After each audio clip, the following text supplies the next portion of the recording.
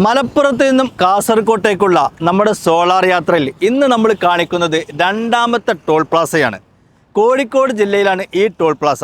കോഴിക്കോടിൻ്റെ പാരമ്പര്യവും തനിമയും ഒത്തിണങ്ങിയ രീതിയിൽ വളരെ ട്രഡീഷണൽ രീതിയിലാണ് ഈ ടോൾ പ്ലാസ നിർമ്മിച്ചിരിക്കുന്നത്.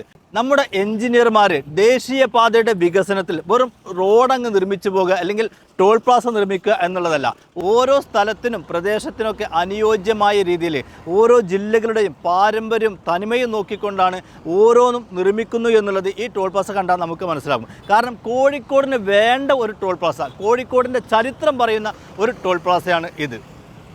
സിദ്ദീഖാന്റെ വീട്ടിൽ നമ്മൾ സ്ഥാപിച്ച സോളാർ പ്ലാന്റാണ് ഈ കാണുന്നത്.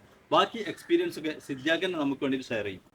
ഞങ്ങൾ ഈ പ്രൊജക്റ്റ് വെക്കാൻ വേണ്ടിയിട്ട് നമ്മൾ ഒരുപാട് ആൾക്കാരെ സമീപിച്ച് പ്രശ്നങ്ങളും മറ്റുള്ള കാര്യങ്ങളൊക്കെ പറഞ്ഞിട്ടതിന് ശേഷം നമ്മളിങ്ങനെ അതിൻ്റെ എക്സ്പെൻസ് നോക്കിയിട്ട് പിന്നെ ലാസ്റ്റ് വന്നത് നമ്മൾ ഫേസ്ബുക്കിൽ പരസ്യം കണ്ടിട്ടാണ് നമ്മളത് ചെയ്യുന്നത് നോക്കിയത്.